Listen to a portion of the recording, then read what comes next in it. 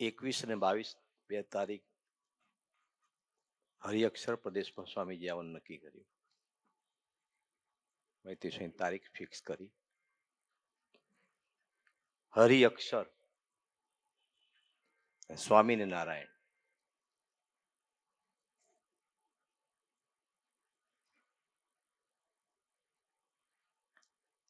મંત્ર છે. હરિઅક્ષર પણ મંત્ર છે, સ્વામિનારાયણ પણ મંત્ર છે. તો 21 એપ્રિલે અમે તારીખ મળી અમને, એટલે એમને પ્રદેશ પૂરતો જ પ્રોગ્રામ બે વિભાગમાં, પાદરા તાલુકો અહીં અને જંબુસર તાલુકો ત્યાં. પણ 21 તારીખ હતી એટલે નિર્ણયનગરના સાધકોએ પ્રશાંતભાઈ અને ભરત મામાને ફોન કર્યો કે અમારે પ્રોગ્રામમાં આવવું છે. અમરીશો સહજ હા પાડી. એટલે મને પૂછ્યું કે સંતો આવશે બધા? બહેનો બધા આવવાના? પ્રભુસિંહ પૂછવું પડે, સંતોને બધા લઈને આવવા હોય તો. સ્વયં પ્રસંગ કીધો ને, એ પ્રસંગનો સાક્ષી હતો. કેટલા સહજ છે.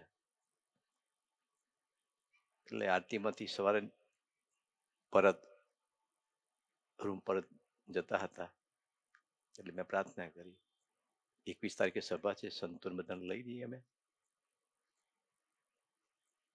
શું છે સભા? તેમાં શું કે સભા છે તો મેં પછી આનંદના મૂળમાં કીધું એમને. 21 એપ્રિલ આપણું એવડીનું આગમન દિવસ છે કે મને ખબર નહીં. એટલે હું તો એકદમ એમના દર્શન કરું, શોખ થઈ ગયો. એટલું સહજતાથી બોલ્યા મને ખબર નથી, જે એમનો ફેસનો ભાવ હતો, એમની મારા તમને જે કે એક દ્રષ્ટિ હતી.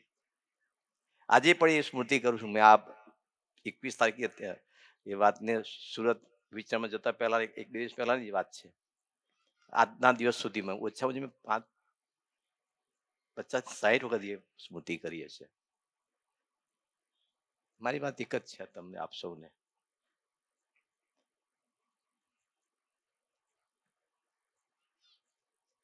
તારા ન ગણાય, રજકણ ન ગણાય, પાણીના બિંદુ ન ગણાય. એ આપે જ આપના મહિમાની વાત આ ધરતી પર એ ભગતને કરેલી. હરિપ્રસાદ સ્વામી આ જીવન એમના જીવનકાળમાં 80% વાતો આપની કરી ગયા છે, યોગી મહારાજના નામે કરીને. એ વાતો યોગી મહારાજ કે આપને મૂકીને વાતો સાંભળીએ, મન ચિંતન કરીએ, ગોષ્ઠીનું અમે આપની સાથે અતૂટ સંબંધ બાંધીએ. એ સંબંધ બાંધવાની સ્વામીજી અમારા માટે ખૂબ ગોષ્ઠી કરી, ખૂબ કથા વાતો લાભ આપીને ગયા છે ધરતી પર. એ ગોષ્ઠીને સાકાર કરવાનો દિવસ આજના શુભમંગલકા દિવસે આપ સૌથી પ્રભુજને ગુરુજને એક જ પ્રાર્થના કરવી છે. સર્વમંગલ અહીં કીધું ને,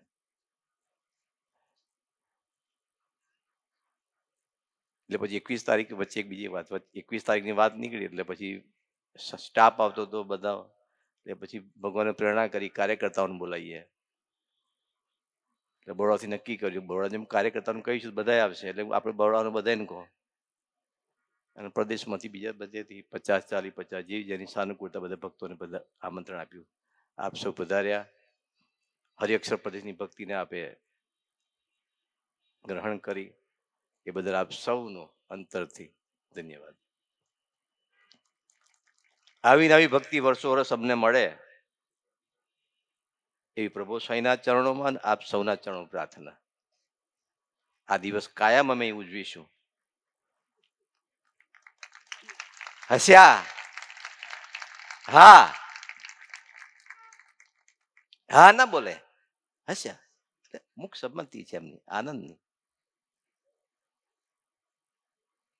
પણ એ ભરતભાઈ, એ પ્રશાંતભાઈ, એ સંજયભાઈ સાહેબ, કોંગ્રેસની વેડે ગણા એટલા પ્રદેશો મૂકતો છે.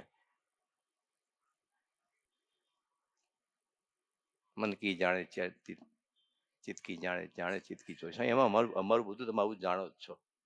હું તારા માઇક પર વાતો ઘણી સારી કરી શકું,